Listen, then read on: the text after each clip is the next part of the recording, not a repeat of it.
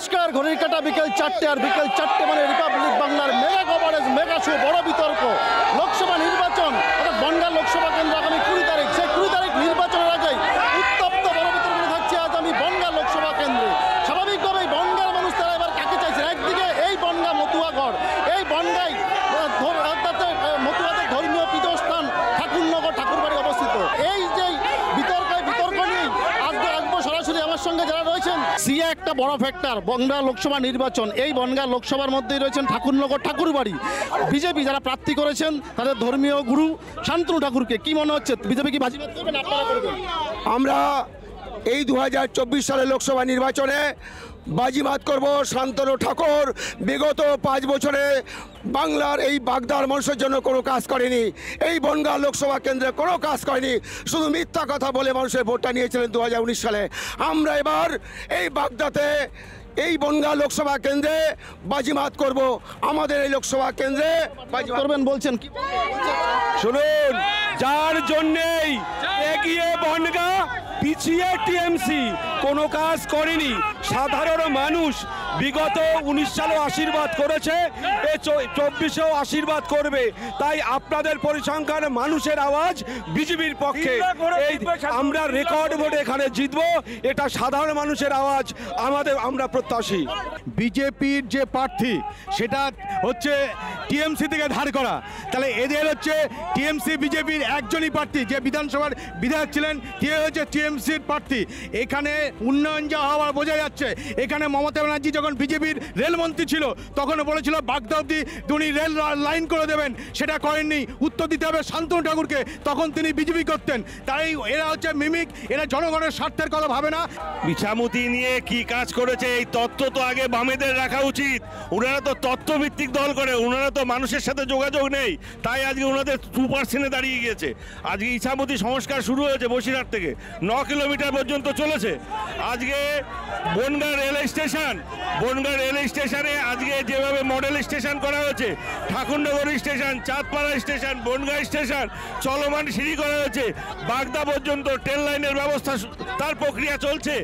এবং প্রত্যেকটা স্কুলে বিভিন্ন জায়গায় যে টাকা দিয়েছে, কিন্তু সেই টাকার আজ পর্যন্ত কাজ করার সুযোগ দেয়। শান্তনু ঠাকুর তার কেন্দ্র সরকারের থেকে 2022 থেকে 23-এ 82 কোটি টাকা ইছামতির নর্বলতা হারিয়েছে, ইছামতির যৌবন হারিয়েছে। 82 কোটি টাকার মধ্যে 2 কোটি টাকাও কাজ করেনি। 80 কোটি টাকা শান্তনু ঠাকুর আর ওই বিজেপির জেলা সভাপতি ওই লাল চুলালা 80 কোটি টাকা আমরা আরটিআই করব। জয় বাংলা, আরটিআই করব। আমরা যেটা বলবো সেটা হচ্ছে তৃণমূল কংগ্রেস আর বিজেপি এখানে এপিট ওপিট। বাংলার মানুষের রায় আগামী 4 তারিখে প্রমাণ হবে। বাংলায় আসছে ইন্ডিয়া গভর্নমেন্ট, অথবা ইন্ডিয়ার স্বার্থে মানুষ কংগ্রেসকেই ভোট দেবে। কংগ্রেসই মানুষের স্বাধীনতা লড়াই। কংগ্রেসকে মানুষ ভোট দেবে। আপনারা এখানে এক হয়েছেন সিপিএম এর সাথে, আপনারা বনগাঁ লোকসভা কেন্দ্রে একসঙ্গে অথচ দেখা গেল যে কেন্দ্রে গিয়ে সেখানে আপনাদের তো ছন্দপতন। মোটেই ছন্দপতন নয়, ছন্দপতন কোনোদিন হয়নি। এই ইউপিএ 1, ইউপিএ 2 বামপন্থের 60 জন এমপি সমর্থন দিয়ে আমার গভর্নমেন্ট। বন্দ্যোপাধ্যায় তো দেখা গেল আপনাদের সাথে ওখানে বসে বৈঠক করছে। এখন আমরা তো ইন্ডিয়া জোট করেছি, মমতা তো ইন্ডিয়াতে এখন শরিক নয়। যদি তার প্রয়োজন হয় সে আসতেই পারে, দালাল হবে না। মানুষ চাইছে স্বচ্ছতা অভাব, স্বাধীনতার লড়াই মনে করছে ভারতবর্ষের সংবিধান রক্ষার লড়াই। এই লড়াইতে কংগ্রেসের বিকল্প কিছু নেই। ভারতবর্ষ সিএ বিল এনেছে, একটা মানুষ এখানে যারা আছে কেউ বিলে অ্যাপ্লাই করেনি, ইভেন কি শান্তনু ঠাকুর নিজেও করেনি। ওরা বুঝেছে পায়ের থেকে মাটি চলে গেছে। বাগদা কেন, বনগাঁ লোকসভাতে সব জায়গায়, হরিণঘাটাও নেই, কল্যাণীও নেই, স্বরূপনগরেও নেই, বনগাঁতেও নেই, বাগদাতেও নেই। এখানে যারা আছে কেউ সিএতে অ্যাপ্লাই করেনি।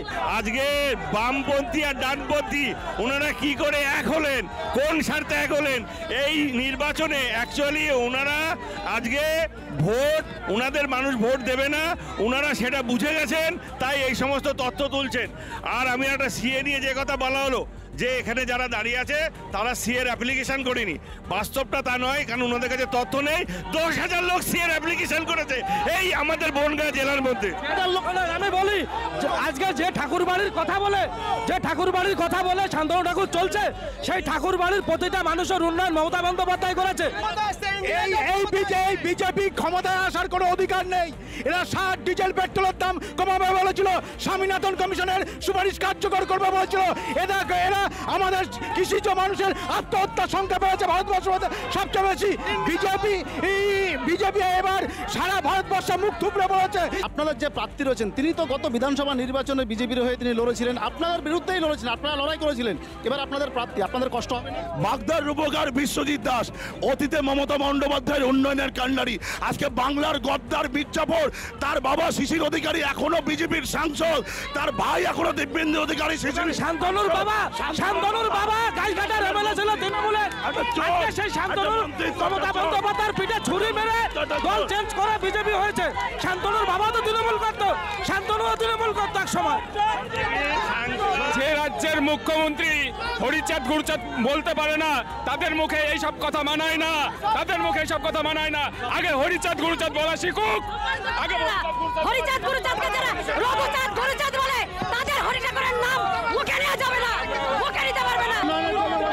বিষয়টা হচ্ছে শান্তনু ঠাকুর বাবা, তিনি আমাদের তৃণমূল কংগ্রেসে জিতে মন্ত্রী হয়েছিলেন। তিনি আজকে তৃণমূল ত্যাগ করে তার ছেলেকে বিজেপির প্রার্থী করেছেন। বিশ্বজিৎ দাস বুঝে গেছেন যে এই বিজেপিতে থেকে কোনো কাজ করা যাবে না, বাংলার উন্নয়ন করা যাবে না।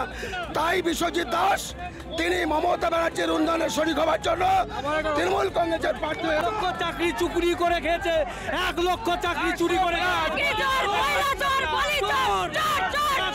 চাকরি চুরি দাঁড়িয়েছে সে স্বয়ং চোর। আমার 17 গাড়ি গাড়িটা দাঁড়িয়ে ওইটা এই বিষয়টা। ভারতবর্ষের ক্ষমতায় জাতীয় কংগ্রেস তথা ইন্ডিয়া জোট ক্ষমতায় আসার সঙ্গে সঙ্গে মোদী সরকারের দুর্নীতি, এটা কেলেঙ্কারি, কত হাজার কোটি টাকার কেলেঙ্কারি, এটা বেরিয়ে যাবে। আপনাদের প্রার্থীকে মানুষ কেন ভোট দেবে? আমাদের প্রার্থীকে ভোট দেবে। আমরা সারা ভারতবর্ষ জুড়ে কংগ্রেস মুক্ত করতে পেরেছি, চোর মুক্ত করবার জন্য বাংলাকে ভারতীয় জনতা পার্টির নির্বাচিত প্রার্থী শান্তনু ঠাকুরকে ভোট আমরা দেব। Vote for Modi, vote for Shantanu Thakur. আমরা বিরোধীরা বলছেন শান্তনু ঠাকুরকে দেখা যায়নি। সিএ নিয়ে আপনারা ব্যাক করে যাবেন। সিএতে ইমপ্লিমেন্ট হয়েছে, অ্যাপ্লিকেশন চলছে, তার মধ্যে ইলেকশন ডিক্লেয়ার হয়েছে, ধাপে ধাপে প্রক্রিয়া চলবে। আমরা চোর মুক্ত বাংলা করবার জন্য ভারতীয় জনতা পার্টির নির্বাচিত প্রার্থী আমরা তাকে ভোট দেব। একটা গেজাখোর, এটা আমরা বলছি না, ওদের বিধায়ক অসীম সরকার বলছেন বিজেপি শান্তনু ঠাকুর গাঁজাখোর। বনগাঁ লোকসভা নির্বাচন কেন্দ্রে শান্তনু ঠাকুর ব্যাপক ভোটে পরাজিত হবে। বাংলার মানুষ সিদ্ধান্ত নিয়েছে। দাদা সবকিছু মানলাম, কিন্তু আমার প্রশ্ন একটা, এই বনগাঁ লোকসভা কেন্দ্রের যে সমস্ত সাধারণ ভোটার রয়েছেন তারা কেন আপনাদের প্রার্থীকে ভোট দেবে? নিশ্চয়ই ভোট দেবে, কাজ দেখে ভোট দেবে। উন্নয়ন ইতিমধ্যে বিশ্বজিৎ দাস 80 কোটি টাকার কাজ করেছেন বাগদার অলিতে গলিতে। আগামী দিনে আমরা বনগাঁ থেকে বাগদা রেল লাইন চাই। মমতা ব্যানার্জি যে কাজ করেছিলেন কিন্তু মন্ত্রিসভা থেকে তিনি রেজিস্ট্রেশন দেওয়ার পরে শান্তনু ঠাকুর করতে পারেনি। আমাদের দায়িত্ব, আমাদের কর্তব্য, বনগাঁ থেকে বাগদা পর্যন্ত আমরা রেল লাইনের দাবিতে মানুষের কাছে সোচ্চার হয়েছি। তৃণমূল কংগ্রেস জীবনে কেন্দ্রের সরকারে যেতে পারবে না। আর মমতা ব্যানার্জি যেভাবে গেছে সেভাবে রক্ষা করতে পারেনি। উনি কয়লা মন্ত্রী ছিলেন, বাজপেয়ী দপ্তরবিহীন মন্ত্রী ছিলেন, উনি অনেক মন্ত্রী দেখেছেন। উনি কয়লা কেলেঙ্কারি থেকে শুরু করে রেল কেলেঙ্কারি থেকে শুরু করে অনেক কিছু করেছেন। উনার কেন্দ্রে যার উনি এবার 10-এর নিচে সিট পাবেন। বাংলার মানুষ মমতা ব্যানার্জিকে আর চায় না। যারা বাংলাদেশ থেকে উদ্বাস্তু হয়ে দেশে এসেছি, আমাদের একটাই লক্ষ্য, এই ভারতবর্ষ হিন্দু রাষ্ট্র। আমরা চাই মনে প্রাণে হিন্দু রাষ্ট্র। যে আজকে মতুয়া বাড়ি থেকে শান্তনু ঠাকুর এমপি হয়েছিল, আজকে মতুয়াদের উন্নয়নে শান্তনু ঠাকুর কিছু করেনি। এখনো শান্তনু ঠাকুর যে সিঁড়িতে নামে মমতা বন্দ্যোপাধ্যায় তৈরি করা, সেখানে যত নাট মন্দির আলো আছে মমতা বন্দ্যোপাধ্যায় তৈরি করা, হরিচাঁদ গুরুচাঁদ ইউনিভার্সিটি মমতা বন্দ্যোপাধ্যায় তৈরি করা, ITI কলেজ মমতা বন্দ্যোপাধ্যায় তৈরি করা। তাই এবার মানুষ জোট বেঁধেছে, মমতা বন্দ্যোপাধ্যায়ের পাশে থাকবে। মতুয়া উন্নয়ন বোর্ড মমতা বন্দ্যোপাধ্যায় তৈরি করে দিয়েছে। শান্তনু ঠাকুর মতুয়াদের জন্য 1% কাজ করেনি। এটা যদি সত্যি হতো তাহলে তো আর ঠাকুর বাড়ি যেতে বাধা হতো না। এটা তো বুঝতে হবে, বাধা কারা দিল? সেই মতুয়ার লোকরাই বাধা দিল। তাহলে এই বাধাটা আজকে তৃণমূলের কাছে কাটা হয়ে দাঁড়িয়েছে, বাধাটা কাটা হয়ে দাঁড়িয়েছে। তাই আজকে এখানকার যে মতুয়া সম্প্রদায়ের মানুষ মুখ ঘুরিয়ে নিয়েছে। ভাইপোর পেছনে রঘুচাঁদ গুরুচাঁদ বলতো না, যদি মতুয়াই হতো তাহলে রঘুচাঁদ গুরুচাঁদ বলতো না। মতুয়া ভোট এখানে বেশি আছে, এটা ঠিক কথাই, কিন্তু ভাইপোর পেছনে 5,000 পুলিশ ঘুরে বেড়ায়। সেই 5,000 পুলিশ নিয়ে ঠাকুর বাড়িতে পুজো দিতে পারলো না। কারা বাধা দিয়েছিল? মতুয়ার বাধা দিয়েছিল। কেন দিয়েছিল? যে ওটা মতুয়া নয়, ওরা মতুয়ার মতো আচরণ করে না, যে কারণে ওদের মতুয়া বাড়িতে ঢুকতে দেয়নি। ওদের মতুয়া বাড়িতে ঢুকতে দেয়নি একমাত্র কারণে, যেটা হচ্ছে ওরা মতুয়া আচরণ করতে জানে না। ওরা বলছে যে অভিষেক বন্দ্যোপাধ্যায়কে ঠাকুর বাড়ি ঢুকতে দেয়নি মতুয়ারা, সম্পূর্ণ ভুল কথা। ঝাড়খণ্ড, বিহার থেকে মতুয়াদের সারিয়ে নিয়ে গুন্ডা বাহিনী এনে যারা ঠাকুরের নামে জয় শ্রীরাম বলে ফেক মতুয়া, ফলস মতুয়া খাটিয়ে তারা অভিষেক বন্দ্যোপাধ্যায়কে বাধা দিয়েছিল। আরে এসব ফরমালিন দেয়া, বুঝতে পারছেন? এই যে সিপিএম এর মাল গুলো যেগুলো ছিল সব ফরমালিন দেয়া, তারাই এখন বিজেপির জেতানোর জন্য নামিছে। আচ্ছা, শান্তনু ঠাকুর বলছেন মতুয়া কার্ড দিলে তাদের নাগরিকত্ব হয়ে যাবে, তাহলে কেন্দ্রে আইনটা করার কি দরকার ছিল? ওই মতুয়া কার্ড দিলেই তো নাগরিকত্ব হয়ে যায়। আমি দায়িত্ব নিয়ে বলছি, শান্তনু ঠাকুর চিটার, শান্তনু ঠাকুর প্রতারক, মানুষের সঙ্গে, মতুয়া সম্প্রদায়ের মানুষের সঙ্গে প্রতারণা করছে। আজকে বিশ্বজিৎ দাকে কেন ভোট দেবে আপনি জিজ্ঞেস করেছিলেন তো? একদম। যদি বনগাঁর উন্নয়ন চায়, যদি স্বাস্থ্যক্ষেত্রে উন্নয়ন হয়, রাস্তার উন্নয়ন হয়, গ্রাম বাংলার উন্নয়ন হয়, ইসামতি সংস্কারের উন্নয়ন করতে হয়, যদি আপনার শ্মশানের উন্নয়ন করতে হয়, ইলেকট্রিক চুল্লি ইতিমধ্যে করেছে, বাগদাতে 80 কোটি টাকার কাজ করেছে, এবং সারা সার্বিক বনগাঁ লোকসভা যে পিছিয়ে গেছে, এর উন্নয়নকে ঠিক রাখতে গেলে বিশ্বজিৎ দাকেই ভোট দিতে হবে, যাতে কিনা ওই লোকটা কাজের মানুষ, যত মানুষ আছে তার মধ্যে সবচেয়ে যোগ্য 3 বারের বিধায়ক। ইসামতি সেন্ট্রাল গভর্নমেন্ট ছাড়া করতে পারবে না, এটা রাজ্য সরকারের কাজ না, এবং তার প্রক্রিয়া ইতিমধ্যে শুরু হয়ে গেছে। আর এখানে যে জিনিস হচ্ছে, আগামী দিনে মানুষ এর প্রতিফলন দেবে, এর উত্তর দেবে। টিএমসি মানেই চোর, বাংলার মানুষ ঘরে ঘরে জেনে গেছে। এই চোর সরকারকে বিতাড়িত না করলে বাংলা আগামী দিনে 500 বছর নিতে চলে যাবে। বিজেপির পক্ষ থেকে বলা হচ্ছে সবকা সাথ সবকা বিকাশ।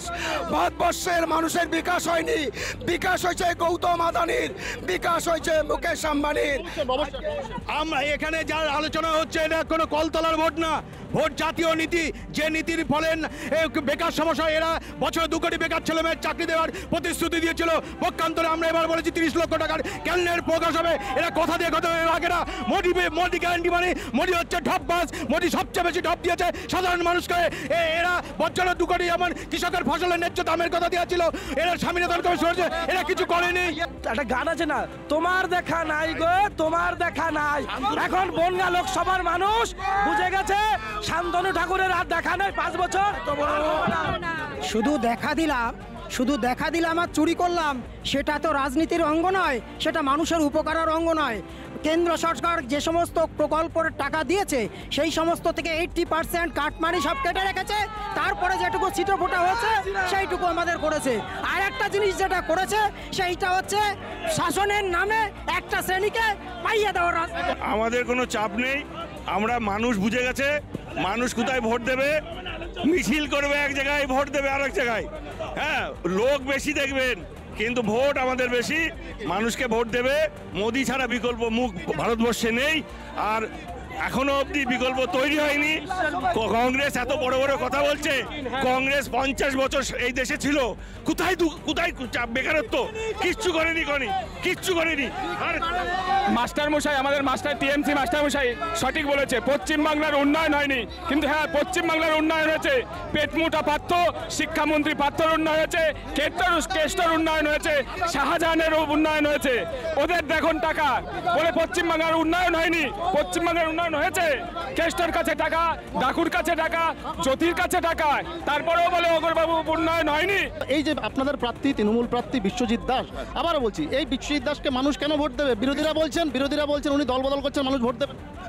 বিরোধীরা বলছে দল বদল করছে, ভোট দেবে না। ওখানে দাঁড়িয়ে আছে, ওখানে তৃণমূল করতো, বিজেপির টিকিটে দাঁড়িয়ে আছে, এখানে দাঁড়িয়ে কারা দল পরিবর্তন করেনি? ও নির্দলের প্রার্থী ছিল এই পঞ্চায়েত নির্বাচনে।